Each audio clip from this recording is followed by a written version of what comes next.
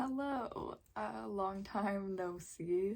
It has been many months since I last uploaded. I apologize. I was starting to feel just a lot of pressure, and a lot of just discouragement, I guess. I was putting a lot of thought and energy into the fact that my videos weren't really getting any attention. I felt like I was doing it for no reason.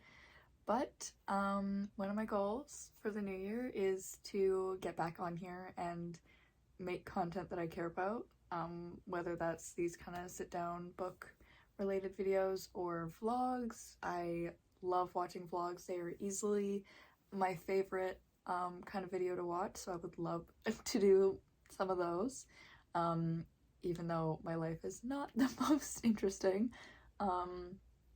But you know, it might be still interesting to watch. I don't know. But anyways, yeah. Hopefully I will be back on here this year. But yeah, today's video is gonna be me sharing my top 10 books of 2022. It is now 2023, which is actually insane to me. I read 84 books in 2022. And I read a lot of really good ones. I believe I gave like 26 5-stars or something. Potentially I need to reevaluate how many books did I give 5 stars, but for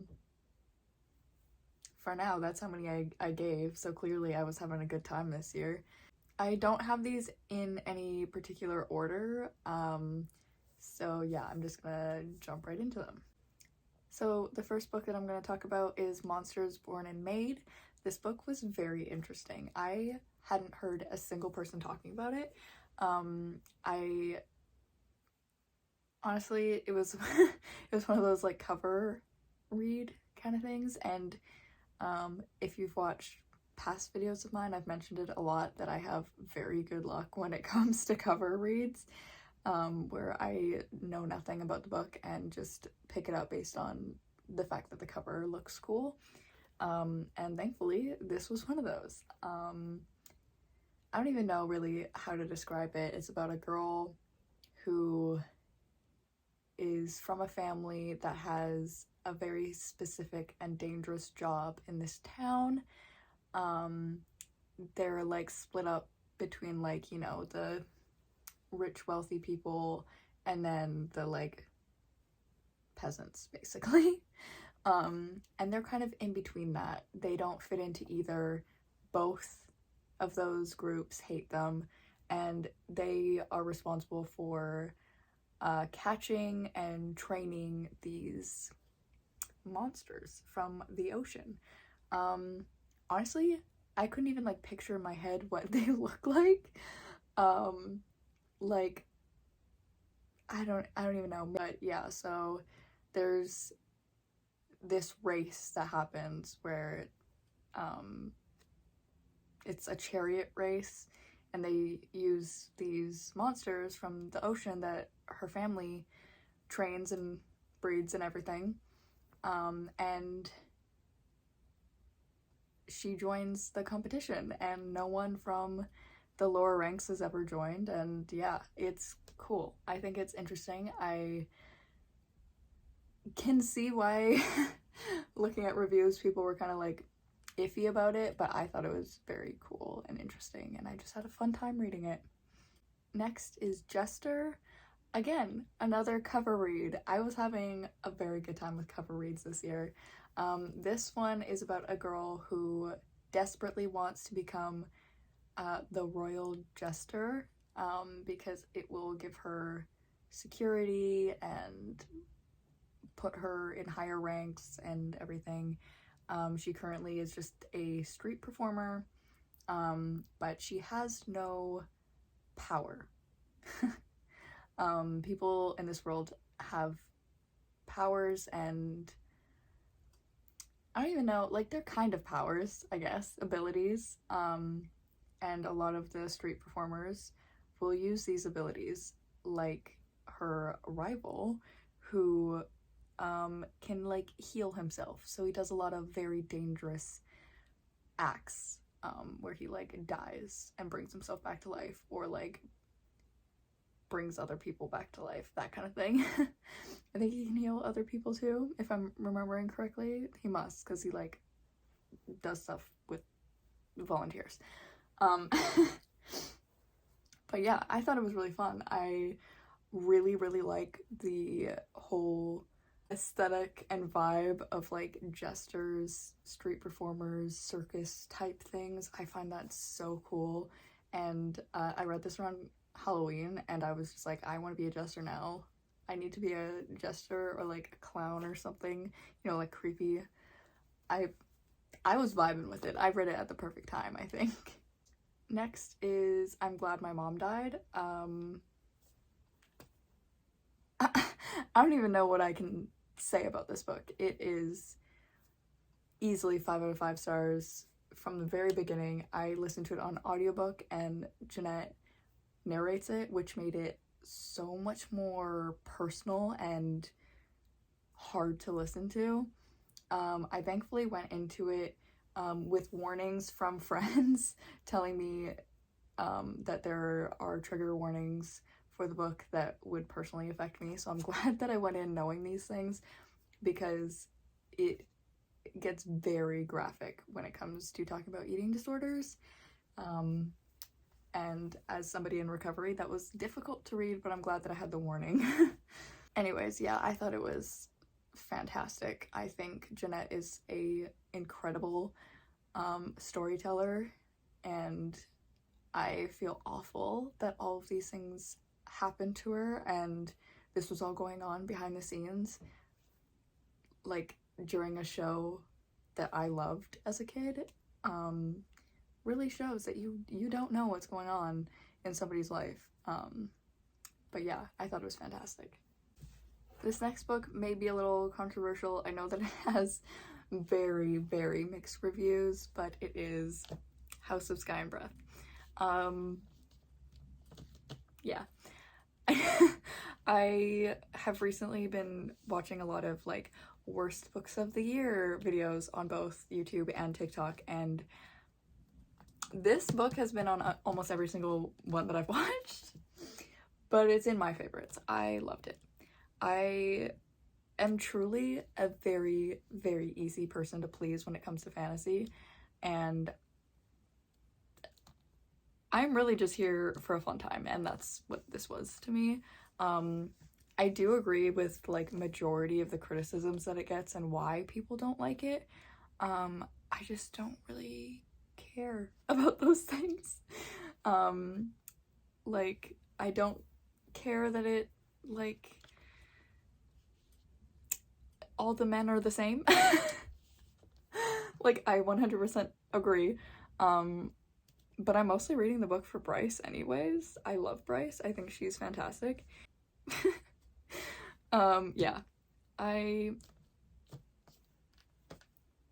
There's nothing really I can say other than the fact that I had a fun time reading it, so I liked it. Okay, next is She Gets the Girl. I believe, if I'm not mistaken, I got a NetGalley copy of this, and I adored this. I haven't really seen a ton of people talking about this, so I'm not sure what the general opinion of this book is, but I did recommend it to somebody in my real life, and they didn't really like it. But I loved it. I don't care. I really just thought this was fun, and while it was a cover read, and I was a little bit disappointed that there wasn't more roller skating, because that's why I picked up the book. The fact that it was gay and had roller skating, and there was one single roller skating scene. So that's the only downside to me. Not enough roller skating for this cover. But otherwise, I thought it was really cute, and I liked the concept of having someone like try and help set somebody else up with their crush, but ending up liking each other, you know? I mean, it's gay and it's cute. That's all I need. Next is Legendary, which is the sequel to Caraval. I finally reread Caraval and continued with the series, and I love this.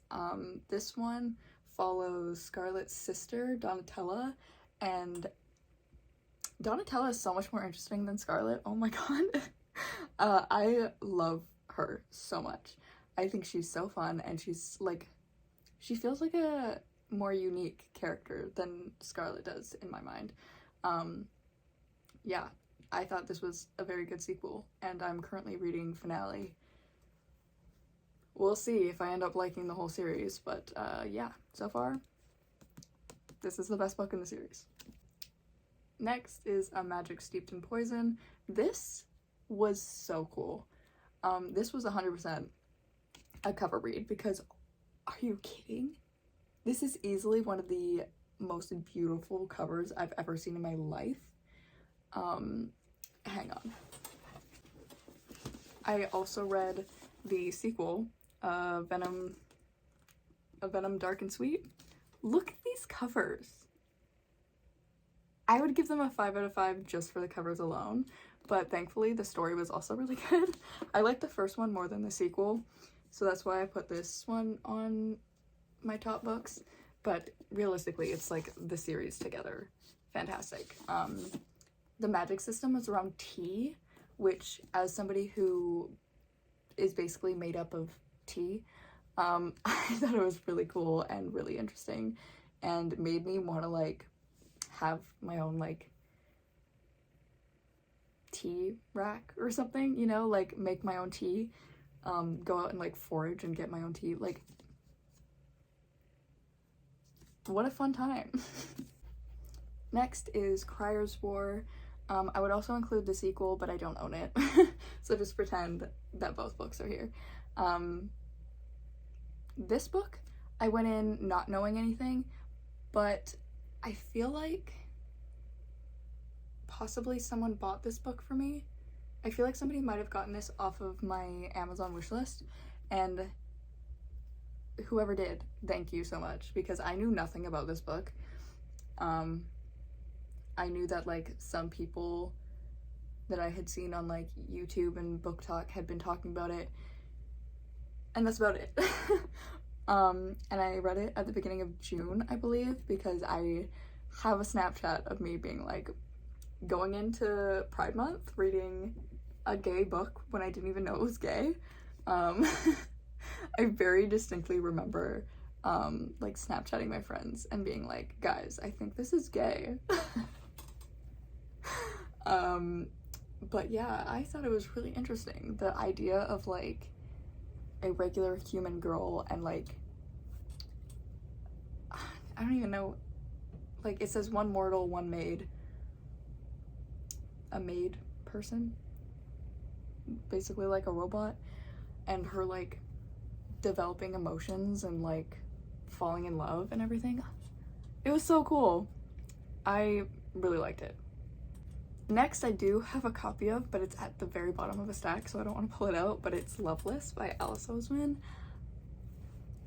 I was in such an Alice Oseman love fest this year. I love Alice Oseman, and Loveless is fantastic. It made me cry so much.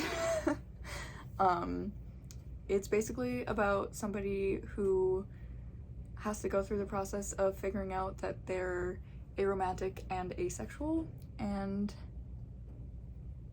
it hit my little heart. I really liked it. I really liked all the characters.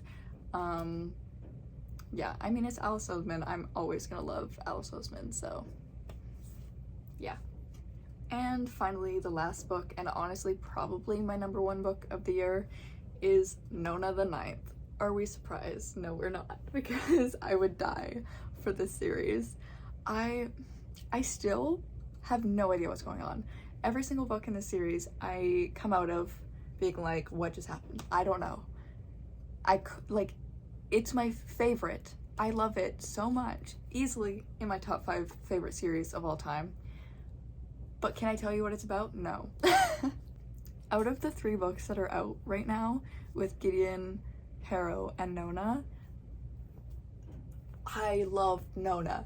Out of those characters, Nona just like, there's something about her. She was just so unique and so interesting and so fun. And like the scenes where she would like say, I haven't eaten like sand in a while, like, oh my god, she's so funny and so interesting. And I mean, the whole storyline was really interesting in this book, and like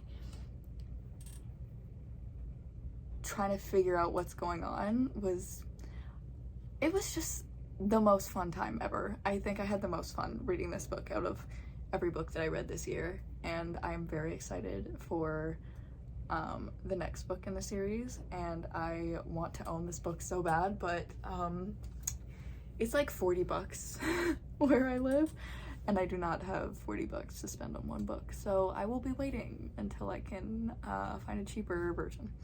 But yeah, I loved it, and my Tumblr is now just taken over by Gideon posts, like Locktomb posts, lots of fan art, lots of very funny text posts, lots of memes. I'm living for it, and I will be in my Locktomb brain rot for a very long time, I think. So yeah, that is the top 10 books that I read in 2022, and hopefully you guys enjoyed this video. Let me know if you read any of these 10 books, what your thoughts on them were, even if you absolutely despise the book, because I know some of you despised House of Sky and Breath. Still want to know. Still would love to read your comments. Should also share some of your favorite books. Yeah, I would love to read some of your guys' favorites as well. Hopefully I can get back on YouTube a little bit more consistently and not disappear for many months at a time. But yeah, see you guys in the next one. Bye.